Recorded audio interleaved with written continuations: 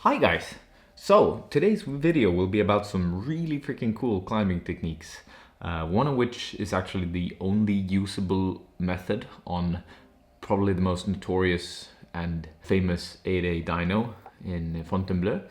And the second one, or another one, is going to be about probably the most insane beta break that I've ever seen on a V15 actually, but we'll go through that later. But before all that, Skillshare helped make this video by sponsoring it. So let's give a big round of applause for today's guest speaker.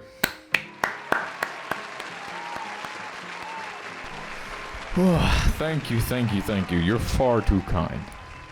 Now, before I started using Skillshare, I was not a knowledge kind of guy. No, it's true. I swear. And I gotta say, it's absolutely astonishing to have this kind of wisdom. In fact, I recently took a course called YouTube Success, Script, Shoot and Edit with MKBHD. Now the course is taught by Marquis Brownlee. He's a very successful YouTuber who's done over 1,300 videos, and if you're a tech nerd like me, I'm sure you've encountered his name before.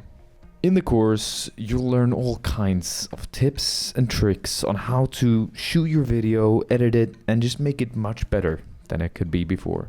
I, for one, got hooked on a part where he talks about how to plan your visuals and how different perspectives can give an entirely new perception for the viewer. And now, if that wasn't enough to get you hooked, Skillshare is offering a free trial of their premium membership to the first 1,000 people to click on the link in the description box down below. I've had my fair share of time on this stage. Now let's toss the microphone back to Emil. Wow, that was really freaking inspiring. Anyway, throughout my years as a climber, I've encountered pretty much, every climbing technique there is in the book, if there was a book. And many of them are well known, like the heel hook or the toe hook, but some of them are a bit lesser known, and we're gonna run through some of them today. And these techniques are, first off, the Step Up Dyno. Second off, it's going to be the figure 4 move. And then third off, we're running through the moon kick. And yeah, to get things started, the Step Up Dyno.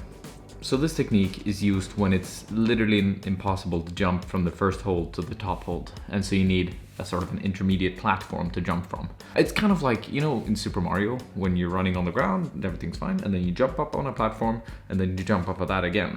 It's the same thing as that, pretty much, but in real life.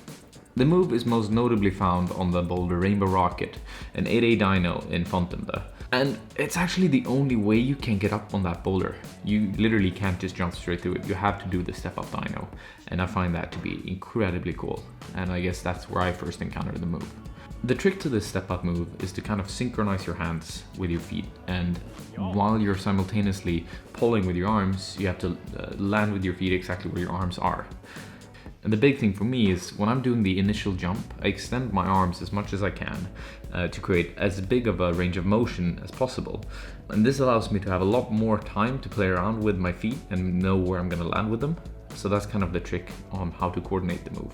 Another really good example of when this is being used is in competition climbing. It happens in bouldering here and there as kind of a show move because it is quite cool. But it actually revolutionized part of the speed climbing competition culture back in, I think it was 2018, when Tomoa Narasaki did this move to sort of reduce his time up the wall. I'm not going to go into too much detail on that. There's a video from Albert Oak where he runs through pretty much everything you need to know about it. And I'll put a link to that in the description down below. And I would highly recommend you to watch that video because it's a great run through of how this move kind of changed speed climbing possibly forever. And yeah, that's it for the Step Up Dyno. Now it's time for the figure 4 move. This technique, it revolves around putting your leg around your arm to create a lever. And the easiest way of doing this is to put the part where your leg folds onto your arm, where your arm folds, that is. What you're essentially doing when doing this move is you're creating a one-armed pull-up. And in the clips that we can see right here, when I'm using the figure 4, I'm using it to make a crossover move a lot easier. The thing is though, for most climbers, it's technically easier to just pull through with your arms and not actually do the figure 4 move and skip it.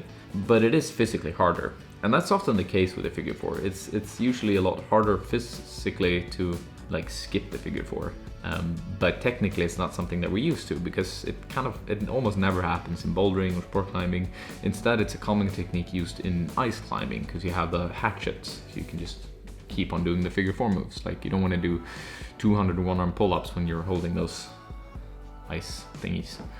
Anyway, however, every now and then you can find a good use for it. And a really good example of that is in the US Nationals trials from earlier this year. When the women's finals, there was a boulder where you could technically skip the figure four move, and some women did. But it did seem to make it notably much easier to do a figure four move to run through this. And I thought that was really cool. It's, as mentioned, it's not very common, but when it happens, it's actually kind of a trick that can help you through some hard times. Aside from that, there's a really cool clip from Nico Pilarsson, who was the guy who did the second ascent of the Big Island sit start, where he does a figure four move to completely break the beta on a V15 called Delaire Onirique. Sorry for my pronunciation, Aziz.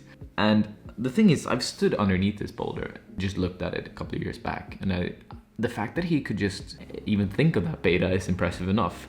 And to use it to make this move static and controlled is just mind-blowing, to be honest.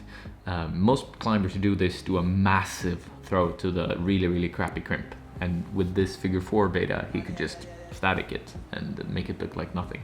And because of that, I think this is the coolest beta break I think I've ever seen.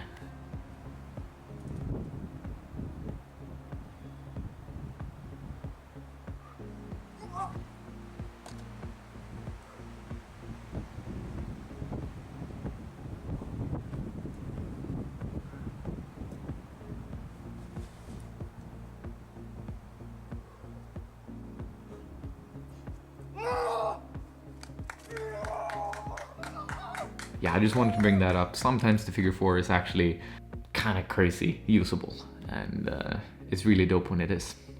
But anyways, let's move on over to the last technique, the moon kick. So moon kick is a move that's used when you're in a pretty awkward position. You only have one foot on the wall, and so you have to use the other limb to generate momentum. You're probably doing a big dyno of some sort, or just a dynamic move in general. And the thing is, this is actually a lot more usable than most people might think. For example, Mr. Nick Daniels, he kind of thrives off of it and uses it almost every session I see him climb. It's one of his favorite moves, I'd say. And I don't think a lot of people realize that the amount of force you can get from the extra limb, the one that's just not on any footholds, not on anything, is actually kind of crazy. And that's why it's a very common move in competition climbing as well. Kind of when you have to do big sideways dynos, for instance, technically you might not be doing a moon kick, but you're using that extra limb to gain momentum, and it's very often crucial to do a move. So sometimes you might even use both your arm and your leg to create this, let's call it a moon door or something. It's a moon kick.